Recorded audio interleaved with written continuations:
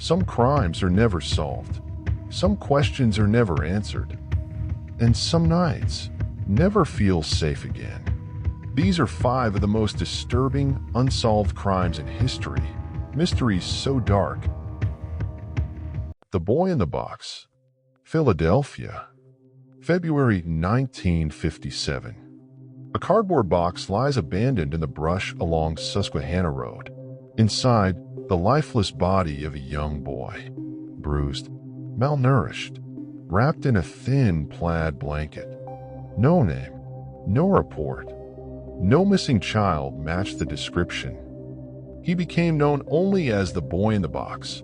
His hair had been freshly cropped. Some patches were clumped, cut while he was already dead, some believed. His hands and feet were wrinkled, like he'd been submerged in water. Yet his body was dry. A small surgical scar adorned his ankle, a faint L-shaped bruise on his chin. Police, desperate, displayed his image in newspapers. Thousands of flyers were posted. The child's face was shown beside the words, "Do you know me?" No one came forward. In later years, several haunting theories emerged. One woman claimed she had grown up in a foster home and remembered the boy. She said her abusive mother had bought him, then killed him in a fit of rage. Her story was graphic, detailed, but unconfirmed. Others believed the boy was raised in isolation, perhaps unwanted from birth, his existence never recorded. Some speculated he had been a secret child of someone prominent, discarded to protect a reputation. Even psychics were brought in. One led police to a house that eerily matched details from the crime scene, but no solid evidence was ever found. Finally, in 2022, DNA genealogy gave him a name, Joseph Augustus Sorelli, born in 1953. But the name brought no closure. His parents are both deceased. No one has been charged. Who killed Joseph? Was it his mother? A foster family? Someone who was never meant to be found? All we know is this: a child died alone, and for over 60 years he had no name, only a box. The Hinterkaifeck Murders, 1922. It began with whispers in the attic, strange footprints in the snow, and a newspaper no one remembered buying. Grobern, Germany, March 31st, 1922. The Gruber family farmhouse sat nestled in isolation miles from the nearest village. Andreas Gruber, his wife Kazilia, their daughter Victoria, her 2 children, and a new maid named Maria. That morning, neighbors realized the family hadn't been seen in days. No one had come to town. Mail remained uncollected. Concerned, they went to the farm. What they found was a scene straight out of a nightmare. In the barn, Andreas, Kazilia, Victoria, and little Kazilia Jr. lay murdered, one on top of the other in hay. Each had been struck in the head repeatedly with a heavy mattock. Inside the house, the baby Joseph, killed in his crib. The maid, Maria, murdered in her bed on her first night on the job. But the killer had stayed. Food was eaten from the pantry. The livestock had been fed. The smoke from the chimney? Witnesses saw it even after the family was presumed dead. A killer who not only murdered, but lived among the dead.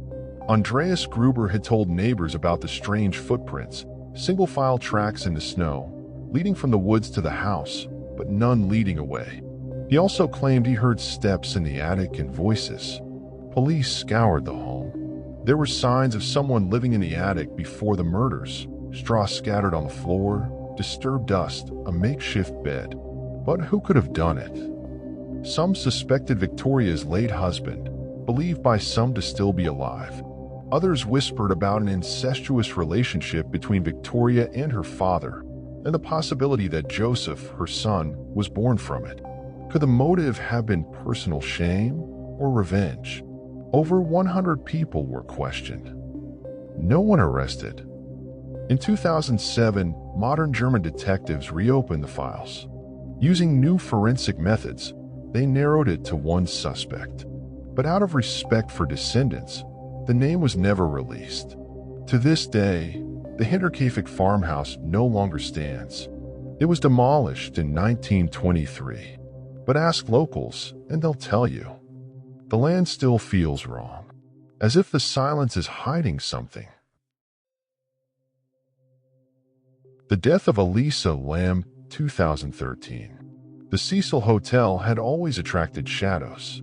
Nestled in downtown Los Angeles, its walls had seen decades of death, addiction, and madness. But in 2013, it became the scene of a mystery that would grip the world.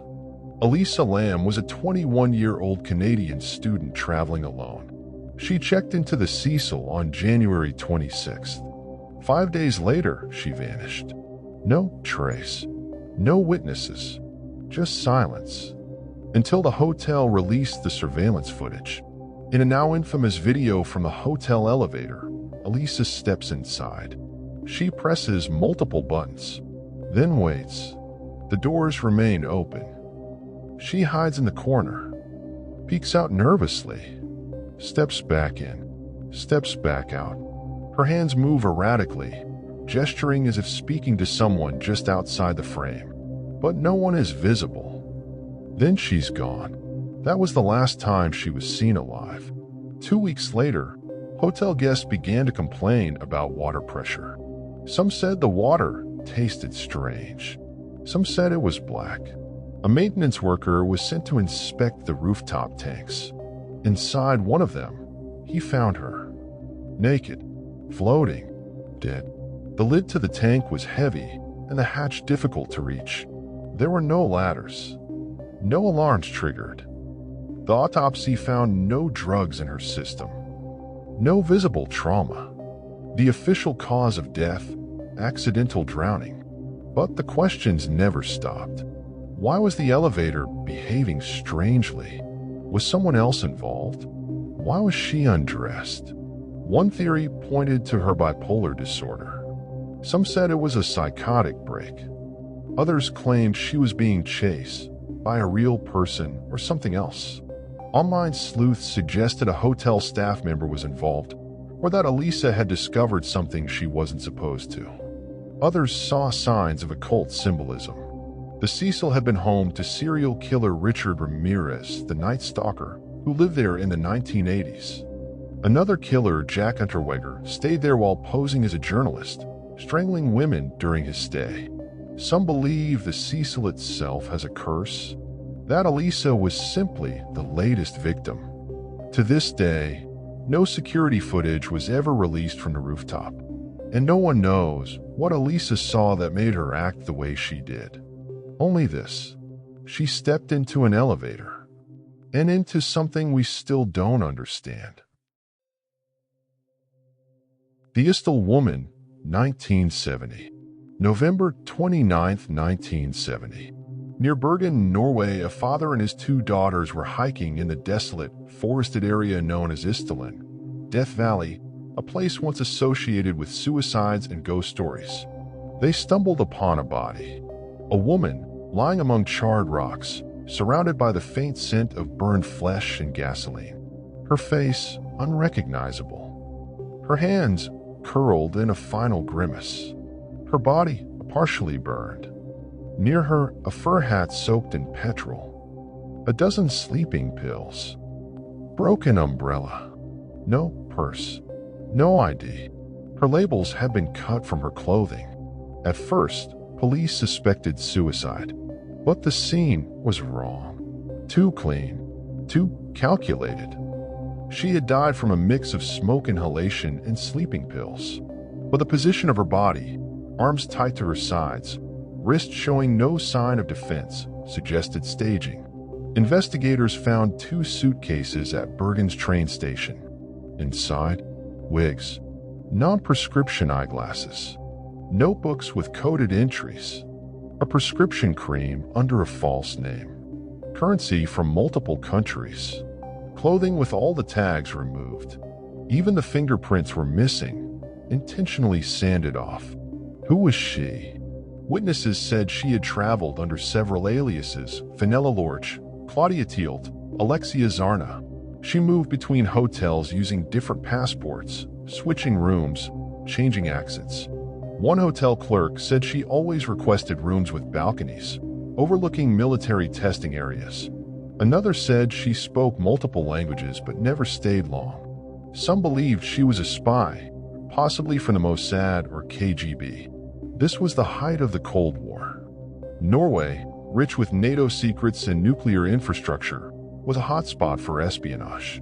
In 2017, a new facial reconstruction was created using modern forensic technology. DNA analysis suggested she came from near the French-German border, but no match was ever made. No country claimed her.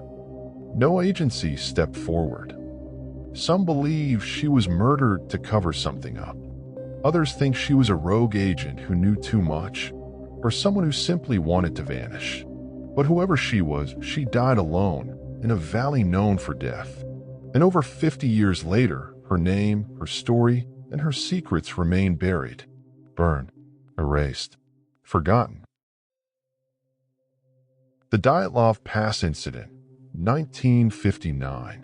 February 1959. In the remote, icy wilderness of the Ural Mountains, 9 young hikers, students from the Ural Polytechnic Institute, set out for a high-level expedition. Their leader, Igor Dyatlov, all were experienced in harsh conditions. All were healthy, focused, determined. They never returned.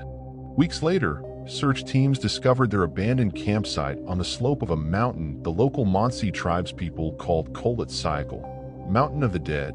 The tent had been slashed open from the inside. Boots, coats, and supplies were still inside.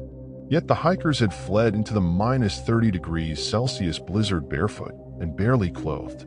The bodies were found over a mile away, scattered in stages. 2 near a tree, naked, frozen solid. 3 more between the tree and the tent, collapsed mid-crawl. The last 4 were found 2 months later in a ravine, partially buried under snow. That's where it got truly strange. One had a crushed skull. Another had broken ribs, internal injuries so severe they resembled a car crash. One woman was missing her tongue, her eyes, and part of her lips. Her hands were raised, as if shielding herself. And yet, there were no external wounds. No blood. No defensive marks. Some of their clothing contained traces of radiation. What happened that night? The official Soviet investigation concluded an unknown compelling force caused their deaths. Theories exploded in the decades that followed. Some said it was an avalanche, but the slope wasn't steep enough, and the pattern of bodies didn't match avalanche behavior. Others blamed secret Soviet weapons tests, sound experiments, thermobaric bombs, or radiation leaks. Then there's the paranormal angle. UFO sightings, Yeti reports, the Montsis' warnings about cursed lands. Still others believe in infrasound, low-frequency vibrations caused by wind patterns that can trigger panic, nausea, and hallucinations. Could it have sent the hikers into madness? In 2019, Russia reopened the case, only to reclassify it again as a natural event. But hikers who visit the site say it still feels wrong. Quiet in a way that isn't peaceful. Still in a way that feels watched. The mountain holds its silence. And what happened on that frozen night remains one of the most terrifying mysteries in modern history. Some crimes leave behind evidence. Some leave behind fear.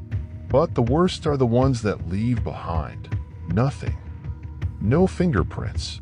No motives. No answers. Only silence. And sometimes that silence is the loudest scream of all. Which mystery haunted you the most? Let us know in the comments below. And if you want more true crime, strange disappearances, and chilling unrated stories, subscribe, because darkness doesn't need to knock. It's already inside.